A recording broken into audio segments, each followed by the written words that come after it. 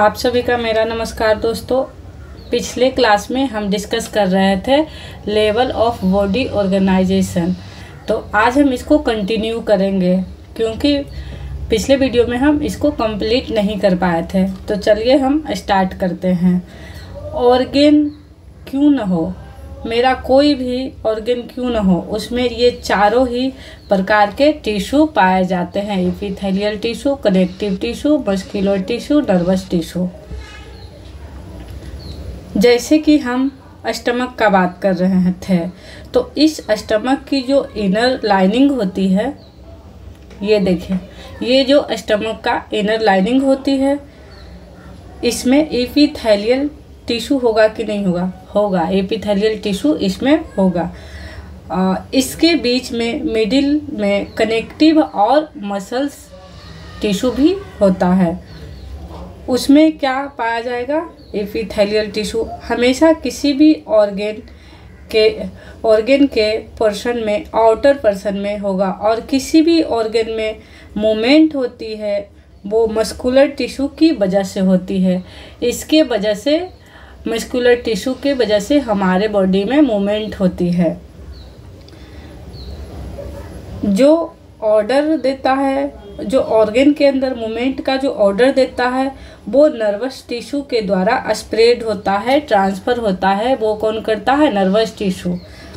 अगर हम सेल की बात करें, तो मेरी जो सेल है उसी से तो मेरी बॉडी बनी है। मेरा जो ये ह्यूमन बॉडी है, इसका जो वास्तव में मेन स्ट्रक्चरल यूनिट है, cell is structural and function unit of our body. ये हमारे शरीर की क्रियात्मक और संरचनात्मक इकाई है। अब हम देखेंगे कि कैसे बनती है सेल। सेल के अंदर बहुत सारे मॉलिक्यूल्स होते हैं। मॉलिक्यूल्स का मतलब होता है कार्बोहाइड्रेट, प्रोटीन होगा, न्यूक्लिक एसिड होगा, विटामिन्स होंगे, कुछ मैक्रो मॉलिक्यूल्स होंगे, कुछ माइक्रो मॉलिक्यूल्स होंगे। और ये जो मॉलिक्यूल्स हैं, ये किससे मिलकर बना होता है? तो ये बॉडी में एटम से मिलकर ऑर्गेनाइजेशन इसको बना होता है। तो ये है बॉडी ऑर्गेनाइजेशन। इसको एग्ज़ाम में भी, इससे एग्ज़ाम में भी क्वेश्चन पूछे जाते हैं। और एक टर्मिनोलॉजी है जिसको हम अभी देखेंगे, टीपीआर। जब आप किसी हॉस्पिटल में काम करते हैं तो डॉक्टर बोलते हैं जाओ टीपीआर लेके आ जाओ। तो टीपीआर के मतलब अभी हम समझेंगे टीपीआर क्या होता है और इसका क्या क्या काम है। तो टी फॉर टेम्परेचर होता है। एक जो ह्यूमन होता है, उसके बॉडी में टेम्परेचर 37 डिग्री सेल्सियस होता है। पी फॉर पल्स होता है। पल्स 72 पर मिनट होता है।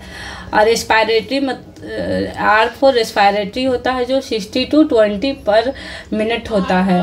एक और है हमारा बीपी, जो ब्लड प्रेशर के रूप में हम इसको जानते हैं, जो 120/80 mm ऑफ Hg होता है। अगर ब्लड प्रेशर जो है 130 से ऊपर हो गया तो वो हाइपरटेंशन की कंडीशन हो जाता है, और 110 से या 100 से नीचे आ गया तो वो लोअर सिचुएशन में आ जाता है।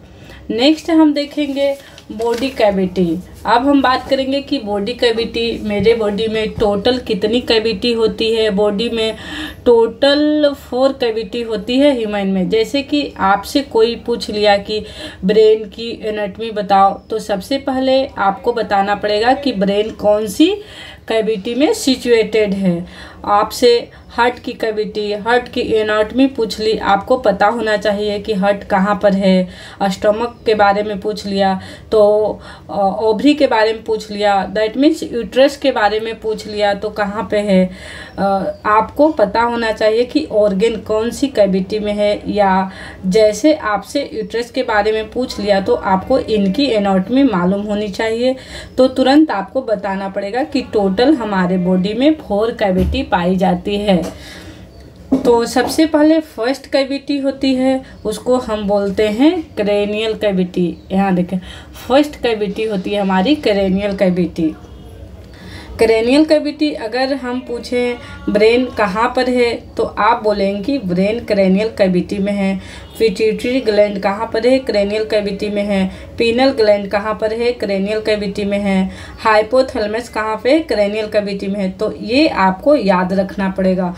और क्रेनियल कैविटी को कपाल गुहा भी कहा जाता है। तो ये हमारा फर्स्ट था क्रेनियल कैविटी, और इसमें इतने सारे ऑर्गन सिचुएटेड होते हैं।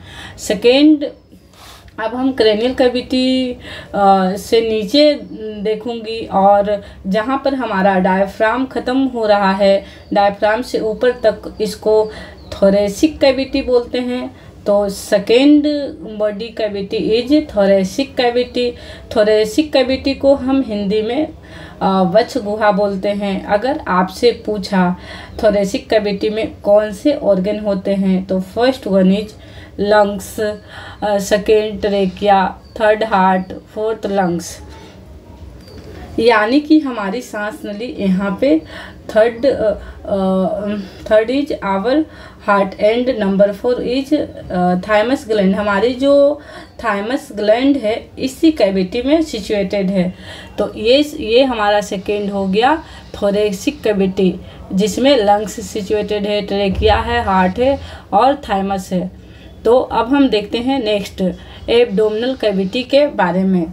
Third body cavity is abdominal cavity. सबसे बड़ी कैविटी, लार्जेस्ट कैविटी है एब्डोमिनल कैविटी। एब्डोमिनल कैविटी में हमारा इंटेस्टाइन होता है, स्टमक होता है, इसके अलावा लीवर होगा, और क्या होगा? पैनक्रियाज होगा, और क्या होगा? स्प्लीन होगा, और क्या होगा? गोल ब्लैडर होगा। जीवी मीन्स, तो गोल ब्लैडर कहाँ पे सिचुएटेड होगा? हाँ, होगा कौन सी कैविटी में? लीवर कौन सी कैविटी में? स्टमक कौन सी कैविटी में? तो बताना पड़ेगा। हमारा जो स्टमक है एब्डोमिनल कैविटी में लेफ्ट साइड होता है। अब एब्डोमिनल कैविटी को भी फर्दर और छोटी छोटी कैविटी में बांटा गया है, वो हम आगे लर्न करेंगे, नेक्स्ट देखेंगे। Number 4 and last cavity is pelvic cavity. Body की ठीक जो सबसे लोअर कैविटी है, बॉडी के ठीक जो आपका कमर वाला भाग है, उस एरिया को हम बोलते हैं पेल्विक कैविटी। पेल्विक कैविटी में पेल्विक बोन होती है, और पेल्विक कैविटी में हमारे रिप्रोडक्टिव ऑर्गन होते हैं, male and female reproductive organ. तो याद रख लीजिए, reproductive organ situated in pelvic cavity. तो अगर मैं पूछूं कि ब्रेन कहाँ पे है, तो आप बता देंगे कि ब्रेन हमारा क्रेनियल कैविटी में है। और अगर आपसे कोई पूछे हार्ट कहाँ है, तो हार्ट हमारा थोरेसिक कैविटी में होता है। स्टमक कैविटी पूछ लिया तो स्टमक कौन सी कैविटी में है, तो स्टमक हमारा एब्डोमिनल कैविटी में होता है। और यूट्रस कहाँ पर है, तो यूट्रस हमारा पेल्विक कैविटी में सिचुएटेड होता है। तो आज हम बॉडी कैविटी को कंप्लीट कर लिए हैं, और लेवल ऑफ बॉडी ऑर्गेनाइजेशन भी कंप्लीट हो चुका है। तो हम अब ये यहाँ तक ही रखेंगे, और इसका और टर्मिनोलॉजी है जो हम नेक्स्ट क्लास में डिस्कस करेंगे। अदरवाइज ये वीडियो बहुत लॉन्ग हो जाएगा। तो आज के लिए इतना ही दोस्तों, मिलते हैं नेक्स्ट क्लास के साथ। Thank you all of you. इसी तरह हमारे चैनल पे आप सब बने रहिए।